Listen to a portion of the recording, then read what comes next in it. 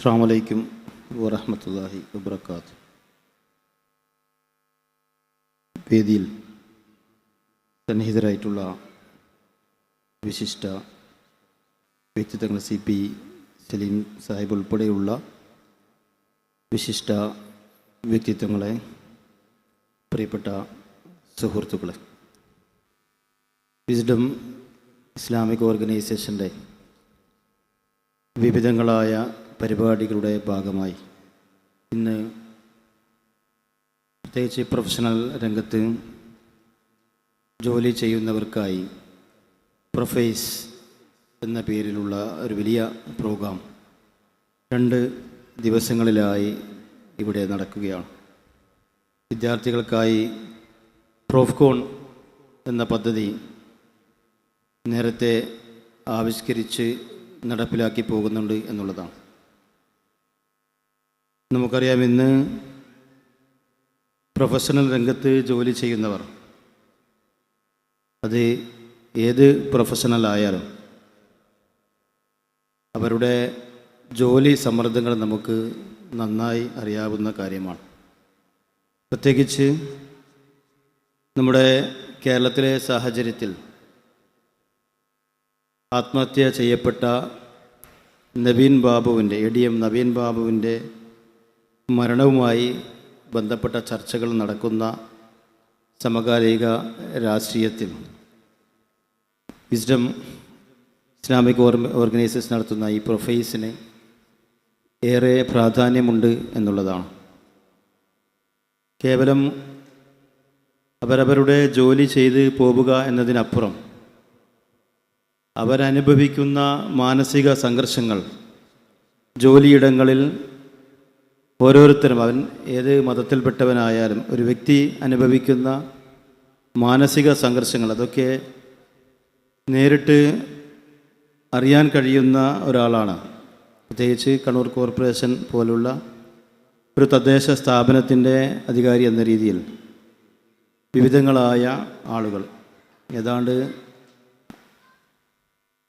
500-ലധികം ആളുകൾ തൊഴിൽ ചെയ്ത് വരുന്ന ഒരു സ്ഥാപനം എന്ന രീതിയിൽ വിവിധ മേഖലകളിലുള്ള പ്രൊഫഷണൽസ്, എൻജിനീയറിംഗ് ഉൾപ്പെടെ, ഹെൽത്ത് വിഭാഗത്തിൽ ജീവനക്കാർ, ഉദ്യോഗസ്ഥരുൾപ്പെടെയുള്ള വിവിധങ്ങളായ ഉദ്യോഗസ്ഥരുൾപ്പെടെ ഇത്തരം ആളുകളെ അഭിമുഖീകരിക്കുന്ന ആളുകൾ എന്ന രീതിയിൽ അവർ നേരിടുന്ന പ്രയാസങ്ങൾ, ജോലി ഭാരങ്ങൾ ഓരോ സമയങ്ങളിലായി വ്യത്യസ്തങ്ങളായ പ്രോഗ്രാമുകൾ നടപ്പിലാക്കാൻ വേണ്ടി സർക്കാർ ഉത്തരവുകൾ പെട്ടെന്ന് 2 ദിവസം മുമ്പോ അല്ലെങ്കിൽ 1 ദിവസം മുമ്പോ സർക്കുലർ വരുമെന്നുള്ളതാണ്.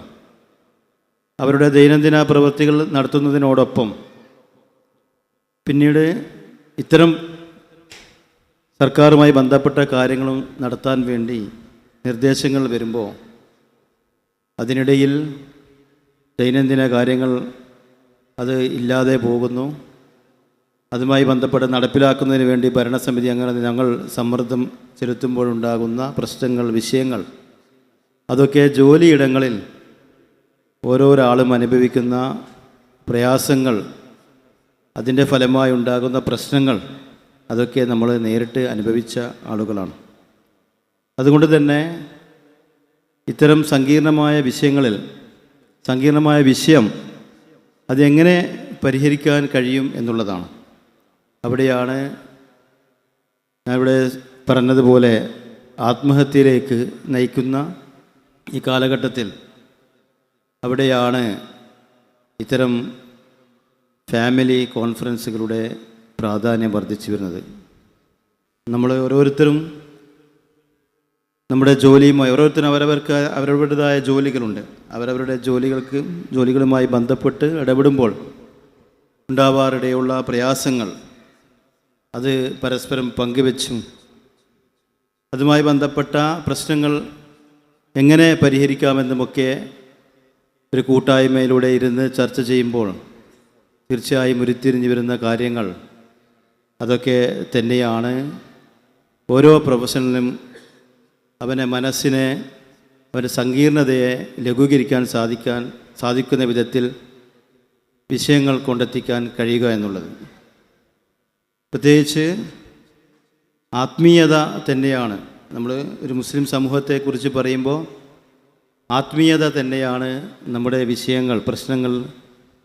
അത് സങ്കീർണമാകുമ്പോൾ അത് ലഘൂകരിക്കാനുള്ള പ്രധാന മാർഗങ്ങൾ. പ്രത്യേകിച്ച് ഇസ്ലാം മത വിശ്വാസികളായ നമ്മെ സംബന്ധിച്ചിടത്തോളം ആത്മീയ ചിന്തകൾ, ആത്മീയ ബോധം ഇല്ലാത്തത് തന്നെയാണ് ഇത്തരം പ്രശ്നങ്ങളിലേക്ക് കൊണ്ടെത്തിക്കുന്നത്.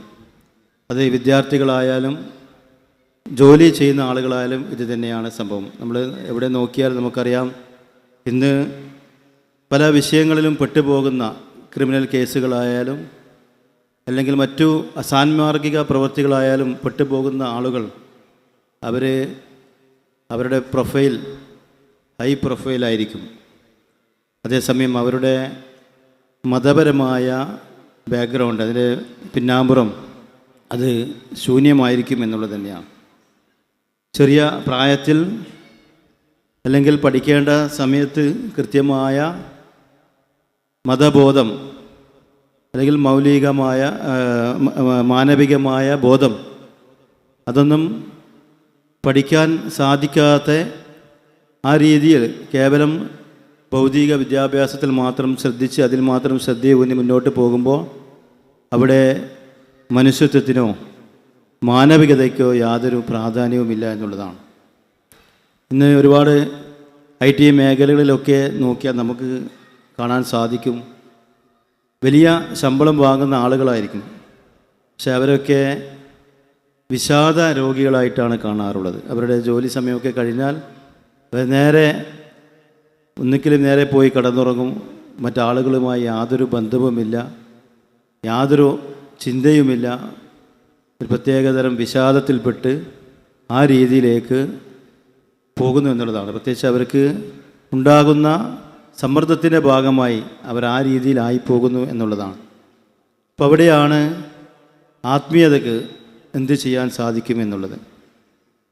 അതിനെ പ്രത്യേകിച്ച് എനിക്ക് ഈ അവസരത്തിൽ സൂചിപ്പിക്കാനുള്ളത്, ഇന്ന് ഈ കാലഘട്ടത്തിൽ നമുക്ക് മതബോധം, മതവിദ്യാഭ്യാസം ലഭിക്കുന്നതിന് ഒരുപാട് സംവിധാനങ്ങൾ നമുക്കുണ്ട് എന്നുള്ളതാണ്. നമ്മുടെ ചെറുപ്രായത്തിൽ നമുക്ക് പഠിക്കാൻ സാധിച്ചിട്ടില്ലെങ്കിലും ഇന്ന് എല്ലാ ആധുനിക സംവിധാനങ്ങളും ഉപയോഗപ്പെടുത്തിക്കൊണ്ട് നമുക്ക് വീട്ടിൽ നിന്നുകൊണ്ട് അല്ലെങ്കിൽ അല്ലാത്ത രീതിയിലും കൃത്യമായ മതബോധം, അതുപോലെ മറ്റു വിഷയങ്ങളിലൊക്കെ നമുക്ക് പഠിക്കാനും സംവദിക്കാനുമൊക്കെ സാഹചര്യമുണ്ട് എന്നുള്ളതാണ്.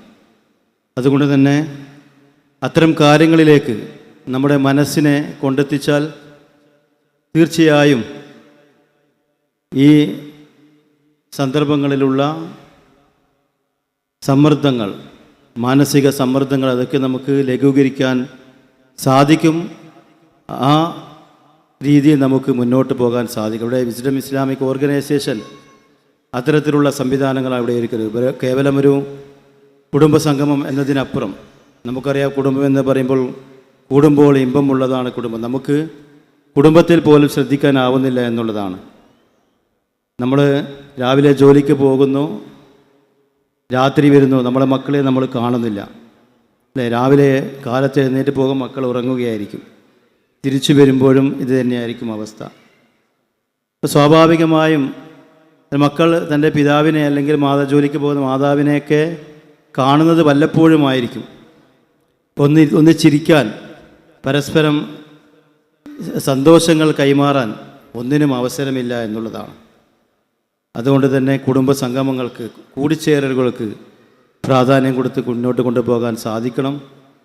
ആ രീതിയിൽ നമ്മുടെ മനസ്സിനെ തയ്യാറാക്കണം. നമ്മൾ പരസ്പരം നമ്മുടെ യഥാർത്ഥത്തിൽ നമ്മുടെ ഇണകൾക്ക് നമ്മളൊന്ന് കൈ കൊടുത്തിട്ട് പോലും ഉണ്ടാകില്ല. നമ്മളൊന്ന് ജോലിക്ക് പോയി വരുമ്പോൾ സലാം ചൊല്ലിയിട്ട് പോലും ഉണ്ടാകില്ല. നേരെ വന്ന് ബെഡിലേക്ക് വീഴുന്ന അവസ്ഥയൊക്കെയാണ് ഓരോ മേഖലയിലും നമ്മൾ കാണാൻ സാധിക്കുന്നത്.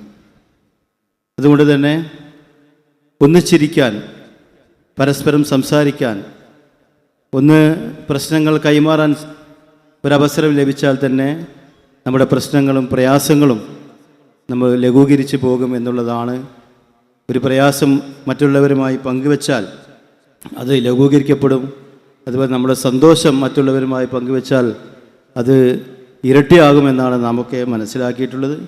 ആ രീതിയിൽ മുന്നോട്ട് പോകാൻ ഇത്തരം സംവിധാനങ്ങളിലൂടെ നമുക്ക് സാധിക്കേണ്ടതായിട്ടുണ്ട്.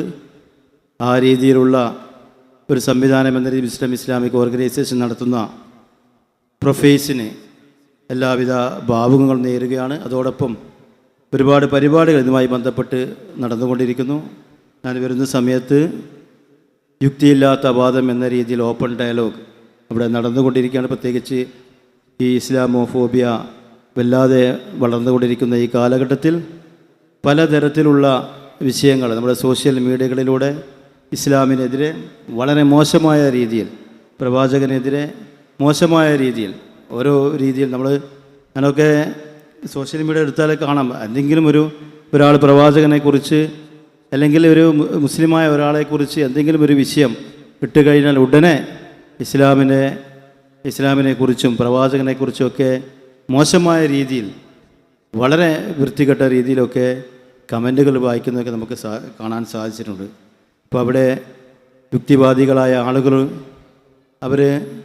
അവരുടെ കൂട്ടായ്മ പ്രത്യേകിച്ച് ഇസ്ലാമിനെതിരെ വ്യാപകമായ രീതിയിൽ പ്രചരണങ്ങൾ നടത്തിക്കൊണ്ടിരിക്കുന്നു എന്നതൊക്കെ നാം കണ്ടുകൊണ്ടിരിക്കുന്നു. അവിടെ ഇത്തരം ഓപ്പൺ ഡയലോഗുകൾ കൊണ്ട് ആളുകളുടെ സംശയങ്ങൾക്കും സംശയ നിവാരണത്തിനുമൊക്കെ സാധിക്കും. വിവിധങ്ങളായ ഇത്തരം ഓപ്പൺ ഡയലോഗുകളാകുമ്പോൾ വിവിധ വിഭാഗങ്ങളിൽപ്പെട്ട ആളുകൾക്ക് പങ്കെടുക്കാൻ കഴിയും എന്നുള്ളത് കൊണ്ട് തന്നെ ഇത്തരം വിഷയങ്ങളിൽ ആളുകൾക്ക് പങ്കെടുക്കുവാനും സംശയ നിവാരണം ഉണ്ടാക്കാൻ സാധിക്കും എന്നുള്ളത് കൊണ്ട് തന്നെ വിസ്ഡം ഇസ്ലാമിക് ഓർഗനൈസേഷൻ സംഘടിപ്പിക്കുന്ന ഓരോരോ പരിപാടികൾ, വ്യത്യസ്തങ്ങളായ ഇത്തരം ഓരോരോ പരിപാടികളെ പ്രത്യേകം അഭിനന്ദിച്ചുകൊണ്ട് ഈ ചടങ്ങിന് എല്ലാവിധ ആശംസകളും നേർന്നുകൊണ്ട് ഇവിടെ എത്തിച്ചേർന്ന എല്ലാവരെയും അഭിവാദ്യം ചെയ്തുകൊണ്ട് നിർത്തുന്നു.